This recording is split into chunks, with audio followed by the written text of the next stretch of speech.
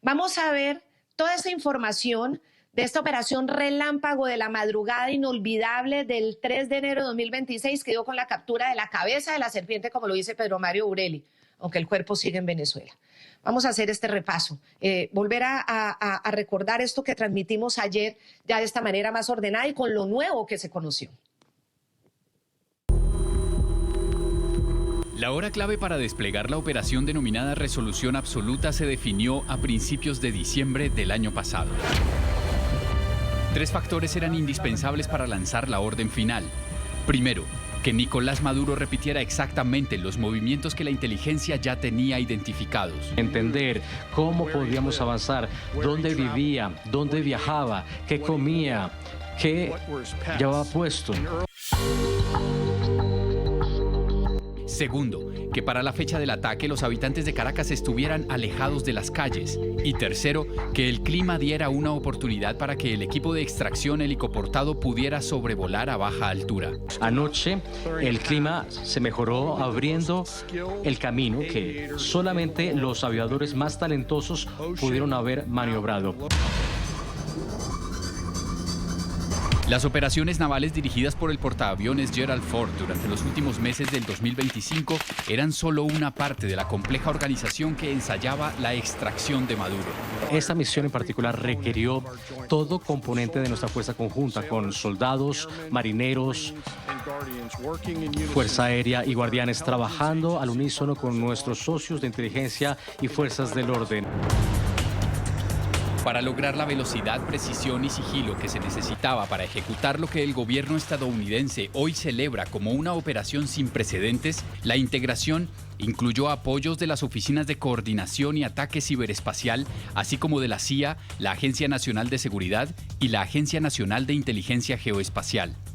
Las condiciones se alinearon a la 1:08 de la madrugada del 3 de enero. Aeronaves desde 20 bases diferentes en tierra y en mar en el hemisferio occidental. En total, más de 150 aeronaves, bombarderos. Lo primero que pasó en Caracas fue un corte generalizado de energía eléctrica que hacía parte del plan. Estaba oscuro. Las luces de Caracas fueron ampliamente apagadas. Incluso el mismo presidente se vio asombrado por lo que veía en tiempo real a esa hora. Si hubieran visto lo que yo vi anoche, estarían impresionados. No sé si podrán verlo, pero fue algo increíble ver. El ataque, más que discreto, era invisible.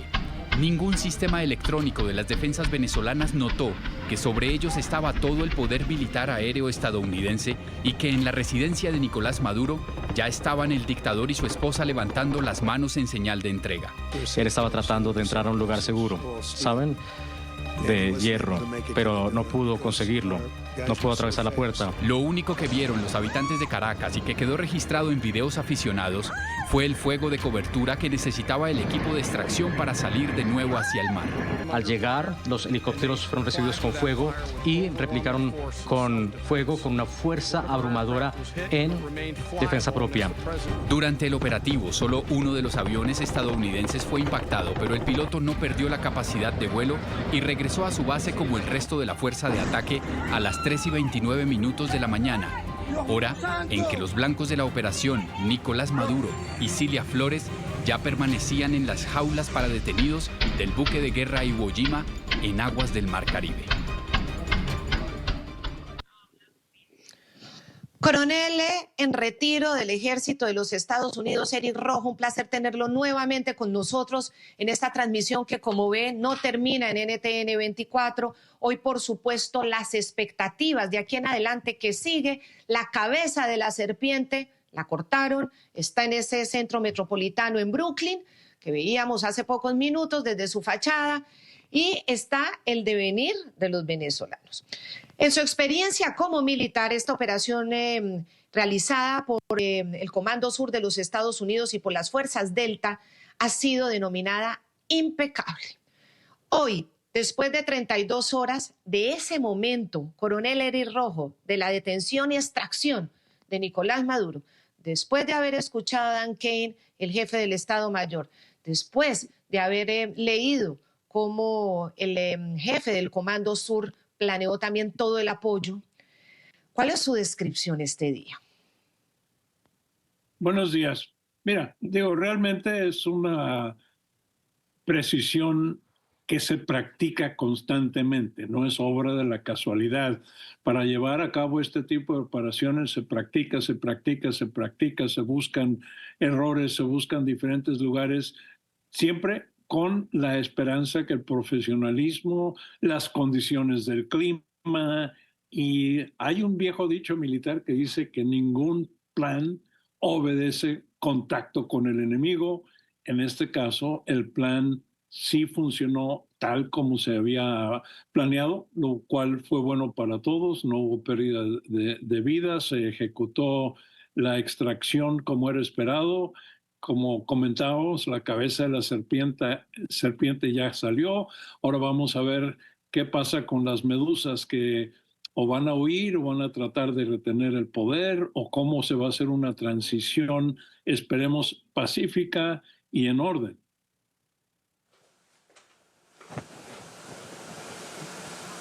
Coronel Rojo, varios asuntos queremos preguntarle. En primer lugar, hay una información que ha circulado según la cual algunos de los escoltas cubanos que estaban custodiando, acompañando a Nicolás Maduro, habrían sido abatidos, habrían sido eliminados en esta operación militar por parte de Estados Unidos.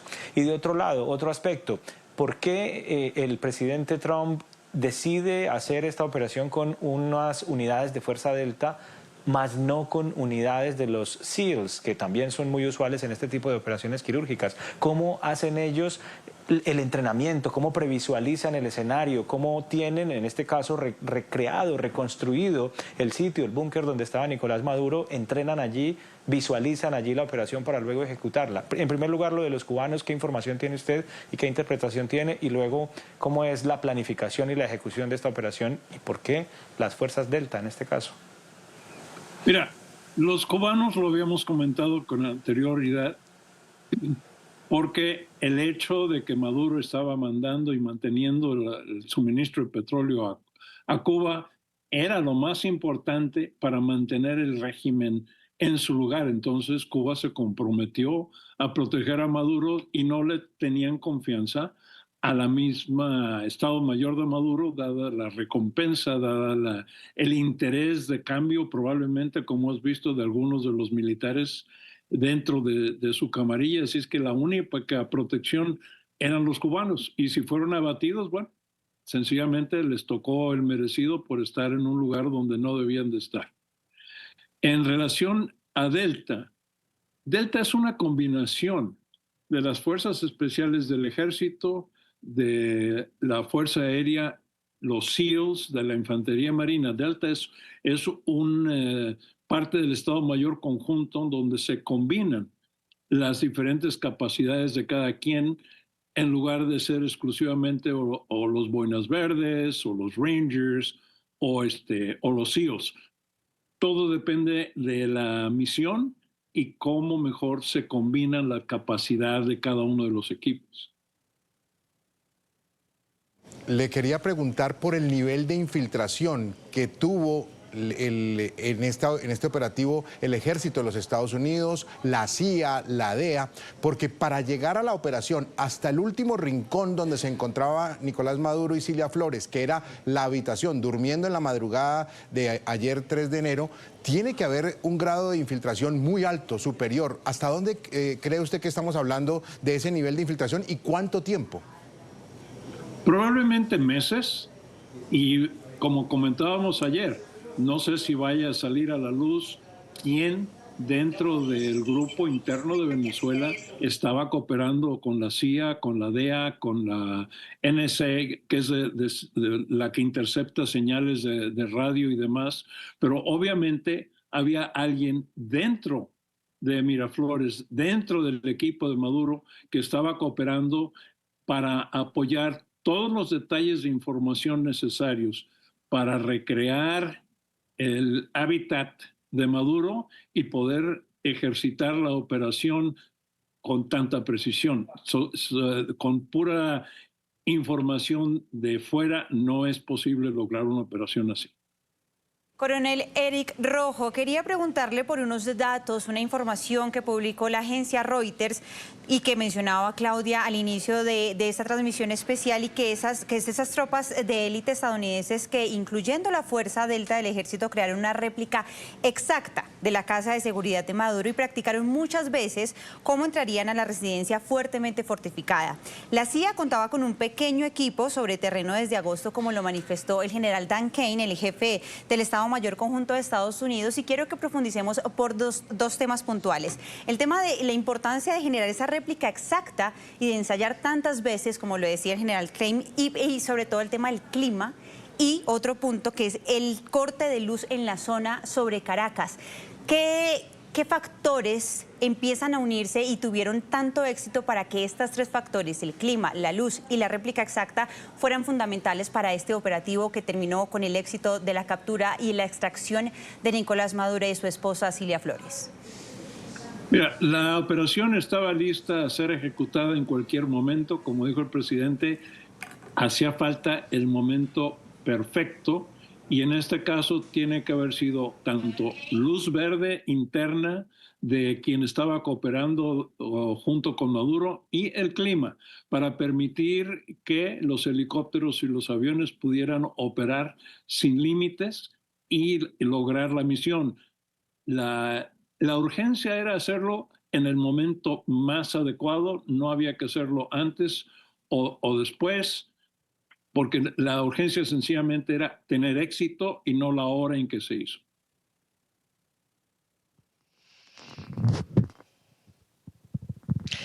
Hemos visto en las últimas horas un video en animación, al parecer réplica de ese lugar, la casa de seguridad, ese búnker de seguridad de Nicolás Maduro, y de cómo habría sido esa entrada del equipo Delta a tomarlo, a capturarlo y a sacarlo. Miren ustedes, aquí lo estamos reproduciendo. Es una animación bastante interesante. De pronto no es exactamente lo mismo, pero nos da por lo menos una imagen o una sensación de cómo pudo haber sido ese operativo ya ahí en tierra, que es lo que uno se quiere imaginar. ¿Cómo es en tierra? ¿Cómo entran? ¿Y en qué circunstancias encontraron a Nicolás Maduro? ¿Estaba sentado? ¿Estaba de pie? ¿Estaba acostado? Todo eso son las dudas que uno tiene. Coronel Eric Rojo, ¿usted sabe exactamente dónde estaba esa casa de seguridad, dónde estaba ese búnker y exactamente dónde sucedió esto? ¿Y tiene alguna información de en qué estaba él y Cilia Flores en el momento en que aparecen estos hombres y se lo llevan? ¿Lo sorprendió a Nicolás Maduro, por ejemplo? Es otra de las preguntas que tenemos. ¿Se ha sabido algo? ¿Usted ha tenido acceso a algún tipo de información de estos ya detalles específicos?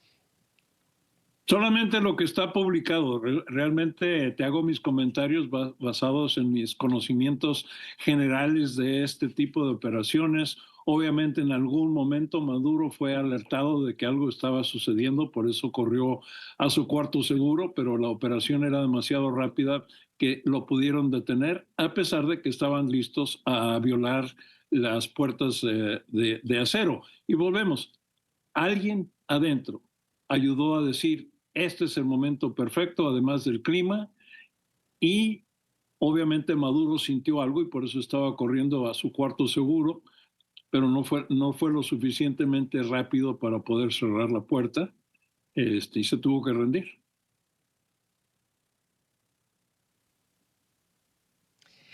Claro, porque si se cierra la puerta, ¿qué pasa? Las fuerzas no están preparadas para romper un búnker, no, eso tiene que ser muy difícil. No, ya llevaban equipo, como sabían que habían las puertas, ya llevaban equipo de soldadura para poder cortar las cerraduras de la puerta y abrir las puertas, ya sea, se puede hacer con explosivos dependiendo de qué tan gruesas son las puertas y no poner en riesgo la vida de los operativos. Entonces se iba a hacer con sopletes que podían cortar las cerraduras y abrir las puertas. Entonces todo era cuestión de tiempo, el tiempo fue perfecto, que donde pudieron evitar que las puertas se cerraran. Sí, y coronel Eric Rojo, exactamente qué tiene el equipo Delta que no tenga el equipo CIAL para la operación de Maduro. Es la combinación. Los SEALs son de operación marítima, pueden entrar por submarino, pueden entrar por diferentes formas, pueden entrar por caídas. Por eso comentaba, el equipo Delta es una combinación de SEALs, Special Forces, Air Force Special Commandos, de los Marines, y de ahí se extrae a los operativos más destacados en cada una de las acciones que se va a hacer. Por eso se llama Delta Force, es una operación combinada, y veríamos si algún día se llega a ver que son soldados, marinos, Fuerza Aérea, la combinación total de un equipo. Y esa fue precisamente, y repito, la idea de crear la Fuerza Delta, una fuerza combinada para consolidar la capacidad que tiene cada una de las Fuerzas Armadas.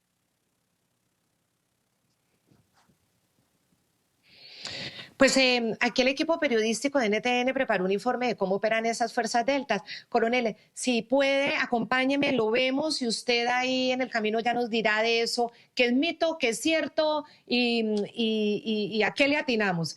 Aquí lo ponemos.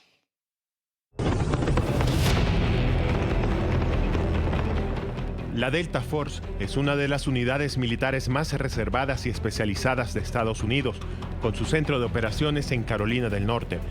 Está diseñada para ejecutar misiones de contraterrorismo, rescate de rehenes, acción directa y captura de objetivos de alto valor en escenarios de alto riesgo, tanto dentro como fuera del territorio estadounidense. Fundada en 1977 por el entonces coronel Charles Beckwith, se inspiró en el modelo del Servicio Aéreo Especial Británico SAS, luego de que Beckwith sirviera como oficial de intercambio con esa unidad. De acuerdo con el Ejército de Estados Unidos y con relatos del propio coronel, la creación de la unidad respondió a la preocupación de Washington por fortalecer su capacidad de respuesta ante amenazas terroristas internacionales.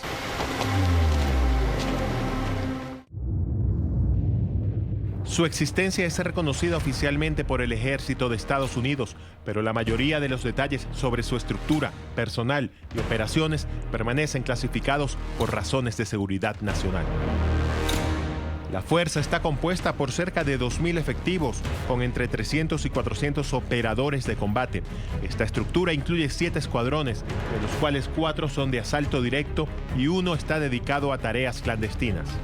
La selección de sus miembros proviene principalmente de los Rangers y de los grupos de fuerzas especiales del ejército. Los candidatos deben contar con un historial sobresaliente, al menos 2 años y medio de servicio restante y alcanzar el rango de cabo o especialista. Las operaciones de Delta Force son consideradas altamente confidenciales, aunque algunas han trascendido al dominio público, como el rescate de Kurt News, acusado de ser agente de la CIA en Panamá en 1989, la destrucción de misiles Scott iraquíes en la Guerra del Golfo y la evacuación del consulado estadounidense durante el asedio de Benghazi en 2012.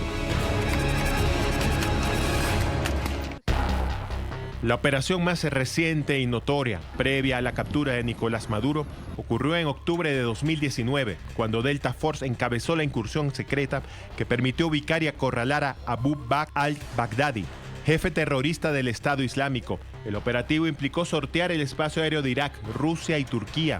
Al verse rodeado, al-Baghdadi se suicidó activando un cinturón explosivo.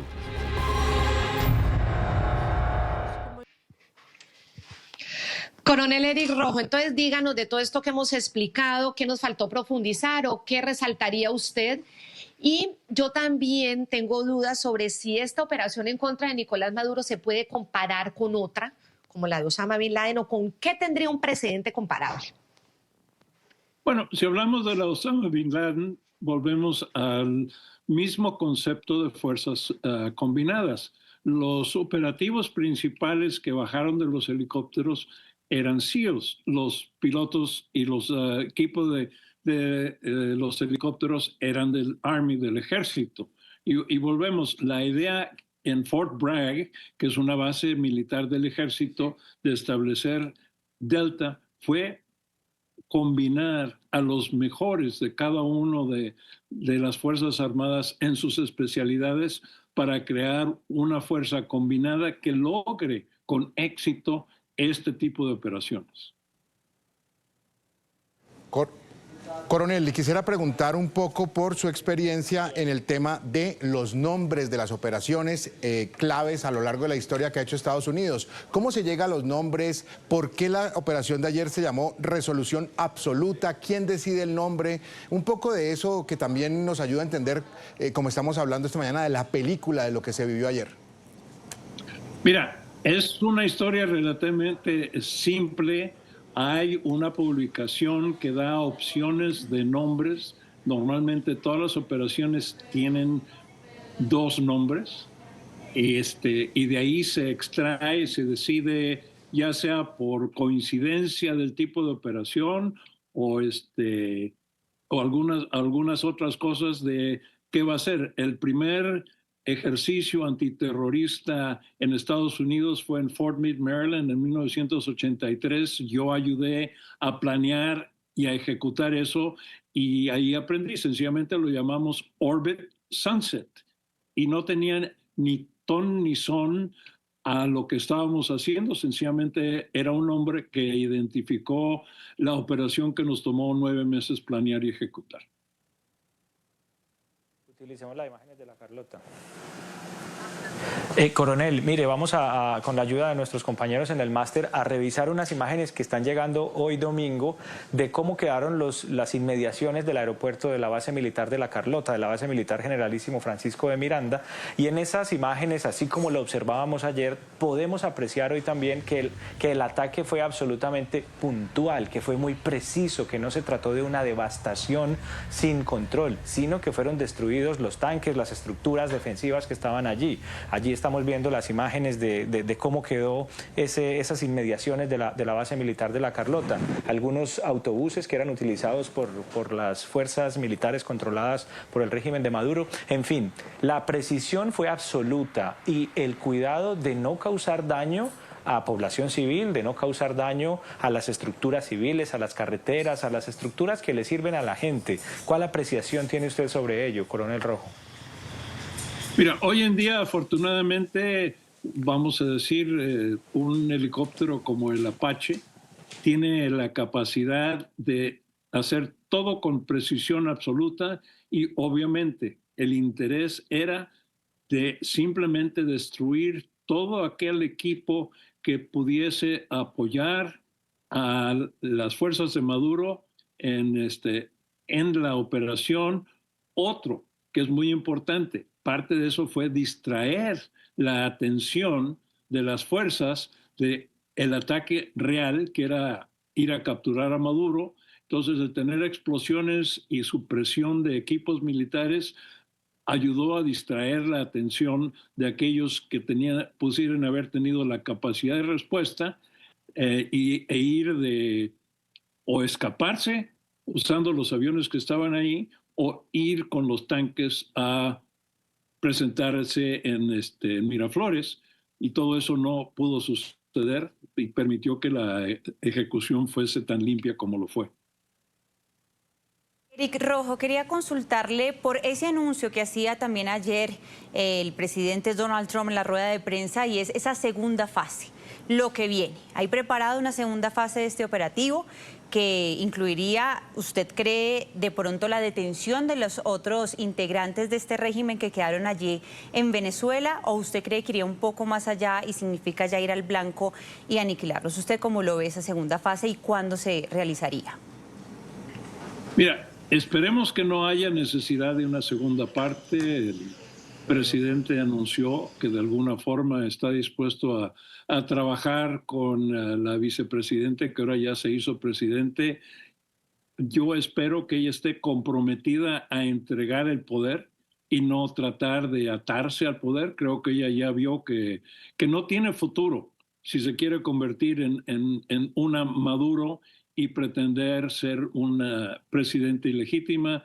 Esperemos que al decir esto el presidente es porque ya llegaron a un acuerdo para tratar de hacer una transición pacífica. Ayer compartimos por medio de ustedes un teniente coronel retirado que estaba hablando de paz. Esperemos que todos aquellos que fueron vejados por el régimen de Chávez, tanto en el Congreso como en la Corte Suprema y los militares, se levanten a ayudar a restablecer la democracia sin violencia en Venezuela. Coronel Eric Rojo, usted como militar, está frente.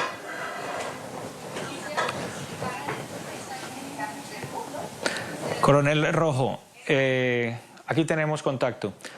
Vamos a revisar otras imágenes con usted y es cómo quedaron las instalaciones del aeropuerto de Higuerote, en la costa venezolana, cerca de Caracas, en el estado Miranda, que también fueron impactadas, fueron atacadas de manera puntual, de manera precisa por parte de las fuerzas militares de Estados Unidos. Sobre esto también quiero preguntarle, ¿allí habría sido inhabilitada la capacidad aérea, no de defensa, sino de fuga de algunos de los cabecillas del régimen de Nicolás Maduro?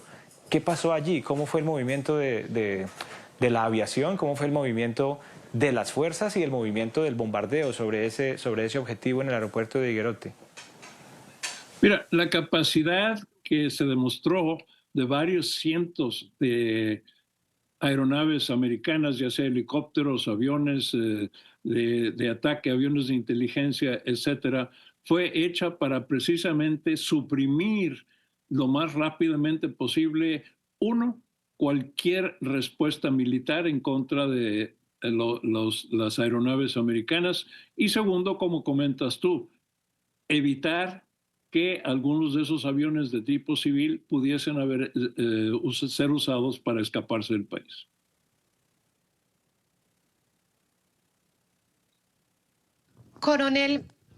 Coronel Eric Rojo, se lo quiero preguntar desde el punto de vista de un hombre militar.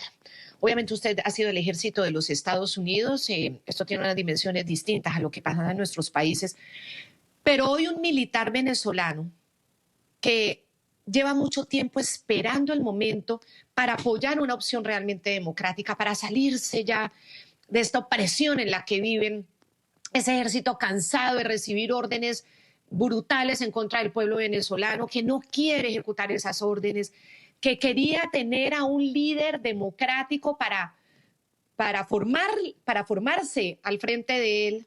Hoy, ¿qué está pensando cuando está Delcy y cuando ve que Delcy está acompañada de Vladimir Padrino, que ha sido su comandante máximo, su ministro de Defensa, y su otro comandante, que es Diosdado Cabello? Hoy, ¿qué deben estar pensando esos militares que están deseando urgentemente apoyar una opción democrática? ¿Qué deben pensar el día de hoy? Y después de escuchar a Donald Trump diciendo que están hablando con Delcy y que con ella van a hacer esta transición, hasta que haya lo que él desea, una transición adecuada, que todavía no sabemos exactamente de qué se trata.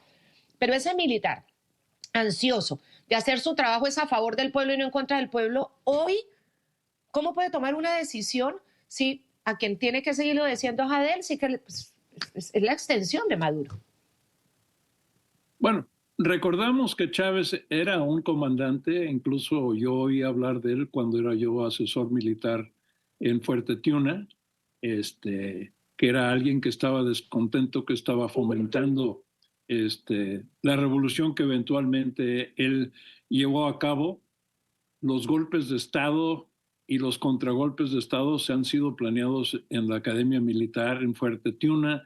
Entonces, dentro de la historia de los militares venezolanos hay buenos y hay malos. Yo espero que los militares que comentas tú, que yo estoy de acuerdo, que no son generales, porque los generales son producto del chavismo, pero los tenientes coroneles, los mayores, algunos coroneles que son producto de la Academia Militar y estén listos a apoyar un gobierno honesto, están esperando a ver qué pasa, porque una rebelión militar no ayuda en este momento. Sencillamente hay que estar pendiente de qué es lo que van a hacer tanto la supuesta presidente y los ministros, de acuerdo con la coordinación con Trump. Entonces, en este momento, creo que lo más importante es paciencia, ver cómo se comportan, y estoy seguro que si hay algo que va en una dirección a restablecer un régimen de Maduro bajo alguien más, estos militares probablemente estén dispuestos a actuar. Esperemos que no sea necesario, que sencillamente lo que hayan acordado con Trump sea un proceso a la democracia, a unas elecciones que restauren tanto la Corte Suprema como el Congreso con congresistas populares y un nuevo presidente.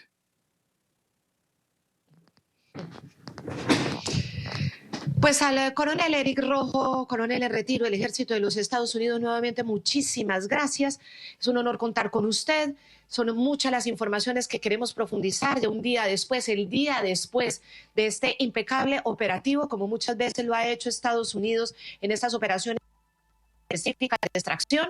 Y en ese caso, que vivo en un estado de salud evidentemente bueno para responder por sus crímenes. Muchísimas gracias, coronel. Un placer, gracias por invitarme. Buen día a todos. El jefe del Estado Mayor Conjunto de los Estados Unidos entregaba también información bien interesante en la rueda de prensa llevada a cabo en Mar-a-Lago sobre cómo fue ese seguimiento a Maduro, esa inteligencia de la que hablaba Jesús Prado, cómo la CIA logró infiltrarse y seguir minuto a minuto a Nicolás Maduro, cómo se viste, cómo come, qué hacía, todo esto. Y entregó bastantes pormenores de cómo fue la operación. Nos vamos a un corte de comerciales, recordando esta información muy importante del operativo que llevó a la captura y extracción de Nicolás Maduro, y ya regresamos porque vamos a hablar con las víctimas de la represión del régimen. Vamos a compartir con ellos las imágenes de Maduro detenido bajando por las escalinatas casi sin poder caminar, de la incomodidad que le generaba estar esposado y en esas chancletas. Y desde el punto de vista de una víctima, cómo se está leyendo esta imagen simbólica de que su victimario ahora esté ya no en esa actitud arrogante, soberbia, sobrada, sino una actitud de cordero llevado a un tribunal.